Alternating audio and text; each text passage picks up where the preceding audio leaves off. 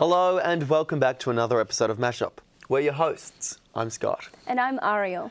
And on this week's jam-packed episode, we take a look into the controversial East-West Link Tunnel.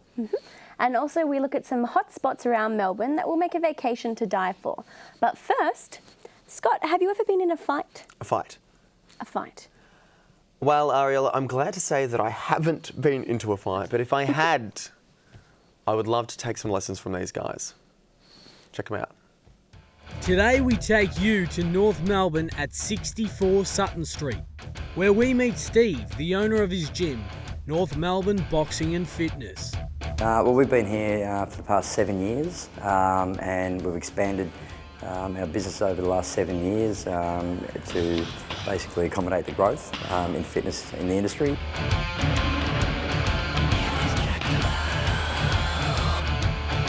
We offer a variety of different classes, fitness classes. We offer primarily our training is based on boxing and fitness. We offer technique classes, we offer fitness classes, so both aspects of boxing. We offer kids kickboxing classes for preschool children. We also have a weights room, so pretty much a good mixture of fitness classes and boxing and the likes.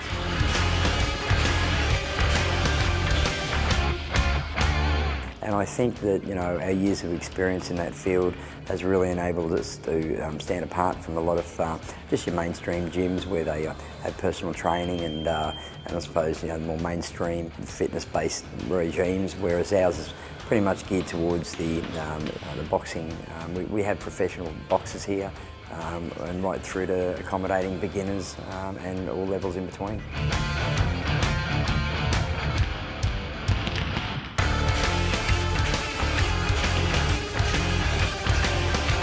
Well, I started boxing when I was about 15.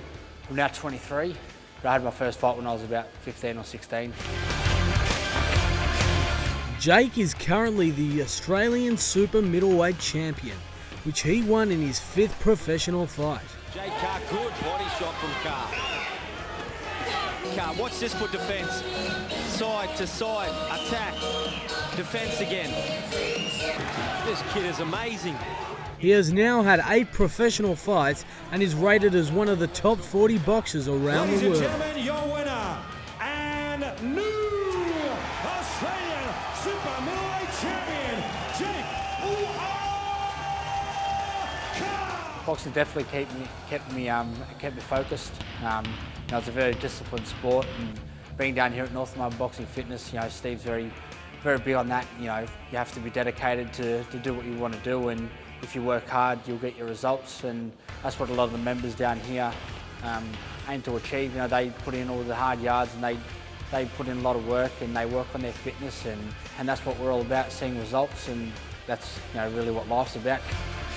North Melbourne's a great community. At 64 Sutton Street, we've got a variety of different concepts going on in the building. The building's grown since I've been here. Jason Coleman's Ministry of Dance moved into the building over the past 6-7 years. We've now got a new restaurant that is owned by Gary Megan from MasterChef, who's also opening his restaurant very shortly. I think we've got a cooking school that's coming in. So the growth within Sutton Street, within the North Melbourne area, we've seen a lot of growth development within the building, which is bringing a lot of business to the street, and also bringing people from the outer suburbs into North Melbourne. So if you're looking for a hobby or place to go and work out with your mates, head down to 64 Sutton Street and maybe try something new. Ariel, I definitely wouldn't want to challenge any of those guys in a fight. They look tough. They look like they could be in a movie. Really? In a movie? Well, what's your favourite movie? Well, if I had to pick a fighting sort of film, probably Kill Bill Volume 1 or 2. Sort of tied right there. I haven't actually seen any Kill Bill films. You got to check them out. You're I will, it's a must. missing out. Right, well, Scott, since we're on the topic of films, have you ever wondered how films are made? Well, to tell you the truth, Ariel, I haven't really given it that much thought. Well then, you're in for a treat because the next story is all about filmmaking. Hi, my name's Jordan Whipple. I'm an independent filmmaker from rural Victoria, and yeah, I'm here to talk about films and what I've been doing and everything like that.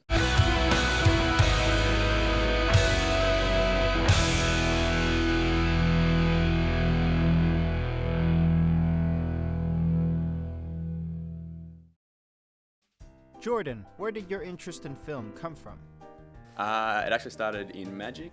I was really big into magic and I wanted to be a magician for a long time. I used to do shows and stuff, and I kind of realized at one point that movies in a way are just a big magic trick, they're just a big illusion. What challenges did you face with a limited budget?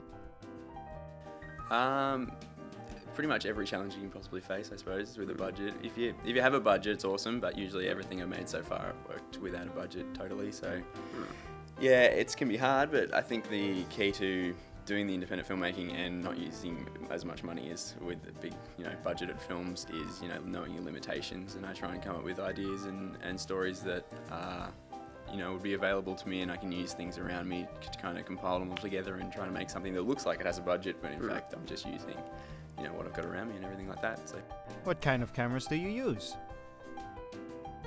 I pretty much choose the SLRs mainly for the benefits because they're the closest thing I can afford, or it's in my, I have close to me that I can borrow that I will get the cinematic look. Yep. On my first film, Rain Dog, I did use just a normal HD video camera, and it worked for that, but I wanted to do other things and explore kind of the shallow depth of field and the cinematic look that you can get, and DSLRs with the interchangeable lenses are just great for getting a cinematic feel, and it's the closest thing I think you can get to replicating film without actually buying a huge expensive $1,000 camera or renting one. What made you enter your films into festivals? The 2012 film, short film I made, Rain Dog. I at the time actually just wanted to see what the whole festival experience was like and submitting into a festival. So I just gave it a go online, and it was more of an experience to see just what you got to do. And I ended up getting into a festival, and I was like, wow, this is incredible. I didn't expect that at all. And so I thought I'd enter a few more, and it ended up getting into about 7 or 8 festivals across the world. There was 3 or 4 in America, and one in the Byron Bay International Film Festival was one of the biggest ones, and I flew up and attended the screening for that. And then also in Phoenix, Arizona was the International Phoenix Film Festival, which I flew over and attended as well. Mine I did with no budget at all, and all the actors and even the voiceover guy they're not actors, they're all like footballers and teachers from my town. Who are your favorite directors? My favourite director of all time is probably Jim Jarmusch. His film's Dead Man. I love his stuff. It's highly influential of everything I do. I'm sure most people can see it. The other directors I love, Tarantino, obviously, Scorsese, Kubrick, all the Coen brothers, all the very typical ones. There's a bit weirder ones like Takashi Miike, who's the Japanese kind of art house, really weird director. I really love his stuff too. So yeah, it's all influential. And Robert Rodriguez, obviously, in the terms of the way he makes films and how the kind of low budget. Where can we find you, Jordan? Check out anything else I do or any of my work. I have YouTube channels, which I think will be up down the bottom here on the bottom of the screen. Is that right? And anything else you can find online, or type my name in on Google and you can see Rain Dog or my other short films that come up then.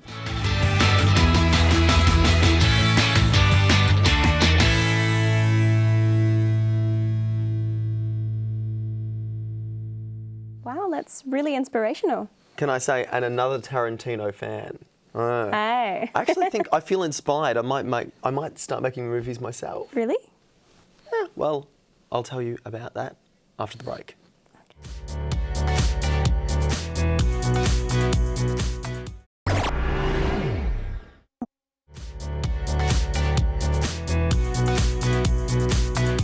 Welcome back to Mashup, the show that showcases Melbourne.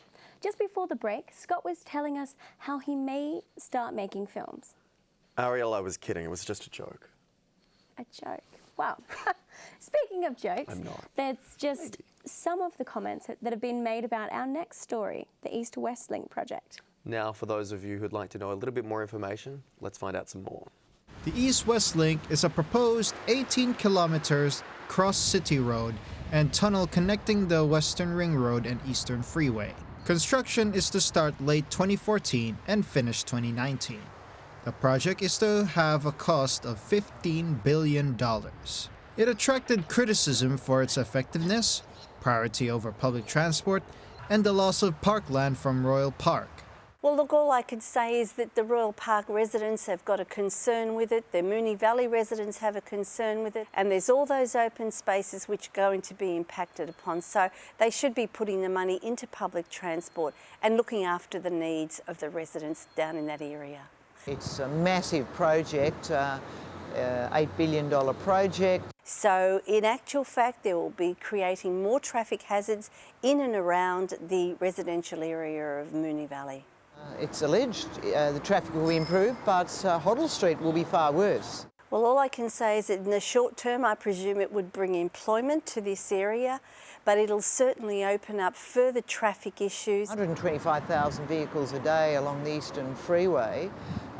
The vast bulk of those are heading to jobs, services in and around the inner parts of Melbourne. There will be benefits to the western portion.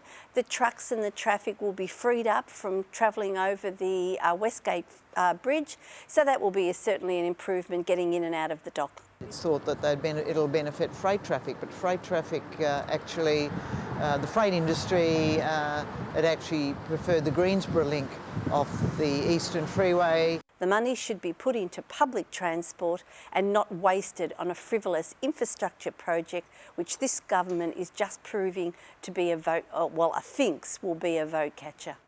Mass transit really requires public transport and rail. We feel the state government hasn't proven that there is a benefit to the whole city. Transport planners all around the world know that you cannot build your way out of congestion by building more freeways. I certainly won't be using it. As it is, I come down Mount Alexander Road to Flemington Road. I certainly would be opposed on it on principle in the fact that there's been no consultation. Find more information on the East-West link by visiting the Linking Melbourne's Authority website. The MP for Public Transport, Terry Mulder, did not reply to our request for an interview on the topic. It's an incredibly informative story, but what's your opinion? My opinion? Well, I just learned a lot right then and there, actually. I take a lot of public transport, Scott, so I think that anything that could benefit public transport in the long run with congestion and whatnot, I guess it could be a good thing.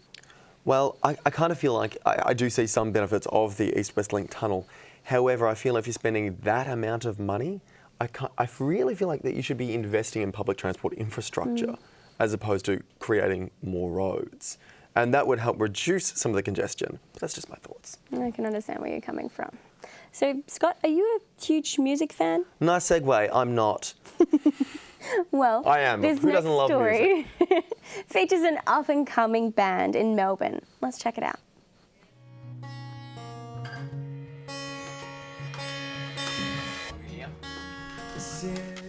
I'm Luke and I sing and play guitar. I'm Josh and I play drums. I'm Jacob and I do backup and play guitar. And we're Anchors and Alibis.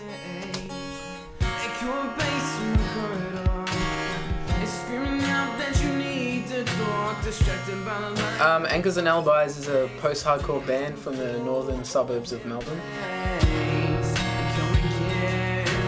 Our families were friends, but I didn't know Luke sang.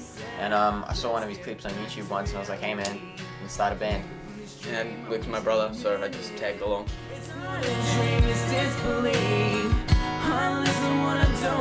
Well, Luke and I have been playing and singing for about 8 years now, and Josh? And I've been playing drums for 10 years.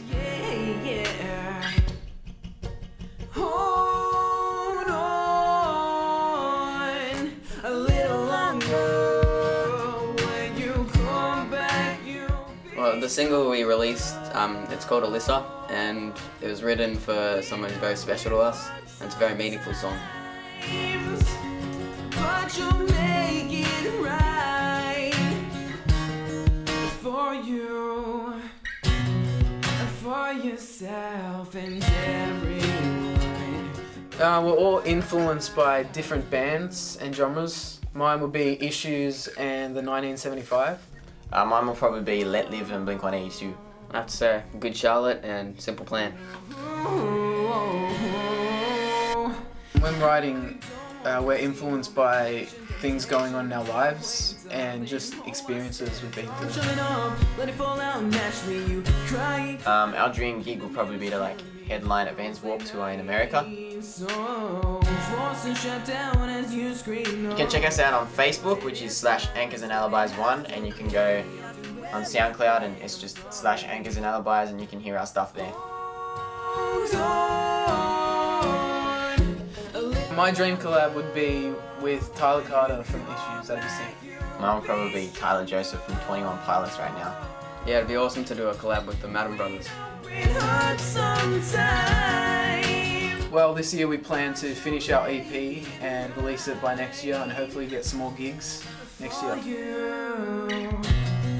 For yourself and everyone around you.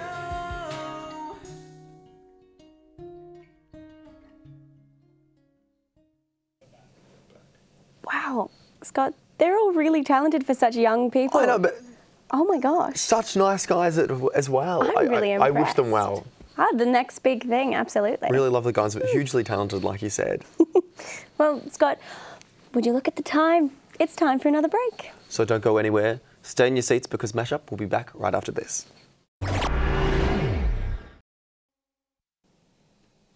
Welcome back to Mashup. On tonight's episode, we've taken a look at kickboxing, filmmaking, and had some controversy as well. But what's up next, you might ask? Well, I'll tell you what's next. Please do. Have you ever wanted to go on a holiday so bad but been Yes. too strapped for cash? Sometimes. That's us. Well, our next story shows you the hottest places around Melbourne to have the perfect holiday dirt cheap. Melbourne, a city of wonder and excitement, where Australians and people of any nationality can enjoy an exciting lifestyle and learn about different cultures. Melbourne is rated as the world's most livable city and has some amazing attractions to show for it. The first attraction stands 297 metres high and is the tallest building in the Southern Hemisphere. It is the Eureka Tower. The most exciting attraction the Eureka has to show is the Skydeck. With glass 4.5 centimetres thick, you get to experience the thrill of hovering above the ground. The Skydeck is on the 88th floor, where visitors can enjoy a beverage and get the most amazing view of all the corners in Melbourne.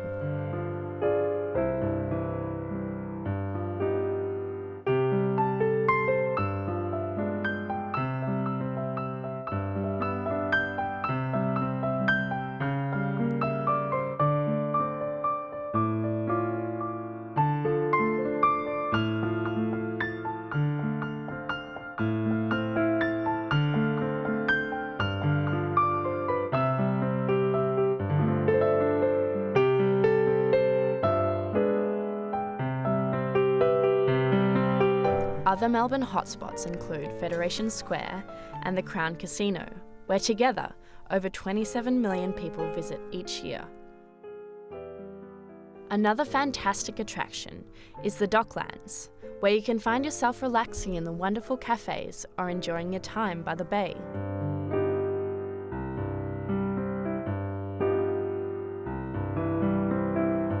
On New Year's Eve, the Docklands are flooded with people to celebrate the festivities and admire the fireworks. One of the more recent attractions at the Docklands is the Melbourne Star Observation Wheel, which sits 120 metres high and shows a full circle of Melbourne.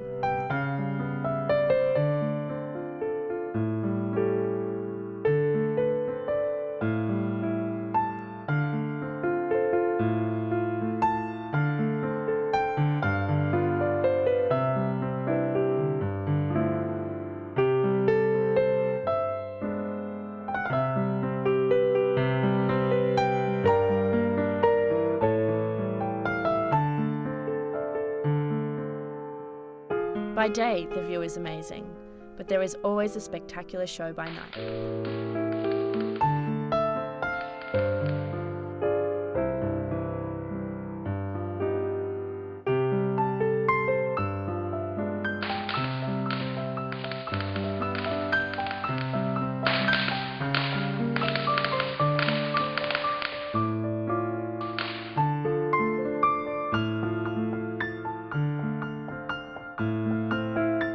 Melbourne holds a wonderful culture and lifestyle, so get out and enjoy the brilliance it has to offer. That's so awesome. Now I can actually have my own little holiday right here in Melbourne. Yeah. Unfortunately, Scott, that's all we've got time for tonight. But remember, if you've missed out, you can catch up with us on YouTube. And don't forget Facebook and Twitter as well. But to see us out, we have Max Goes to Hollywood in the studio performing their song Old People. Good night, Melbourne.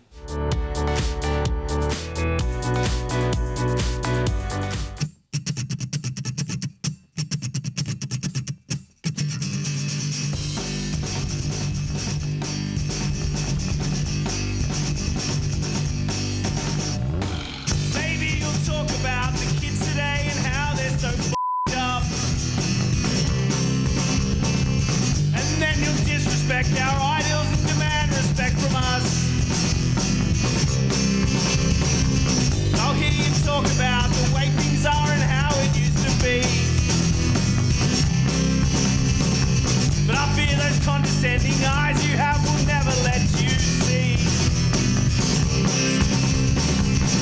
You're lacking common decency. You're lacking common decency. Maybe you'll talk about the way things were and how it's different now. And I bet you refuse to take on the new because you don't know how. I'll hear you talk about how me and mine are less than you and yours. You think we're lost, you're narrow-minded, future's a lost cause. You're lacking common decency. You're lacking common decency.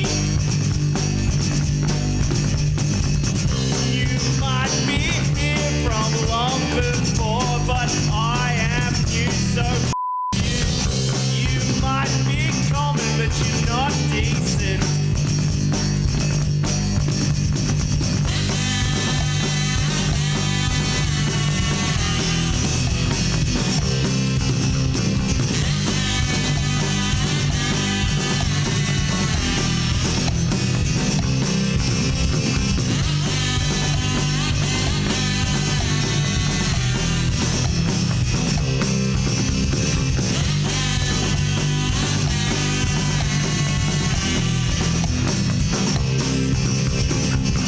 You're lacking common decency. You're lacking common decency. You might be here from long before, but I am new, so you might be common, but you're not decent. Maybe you'll talk about the kids today and how they're so f***ed up. And then you'll disrespect our ideals and demand respect from us. I'd bet you would.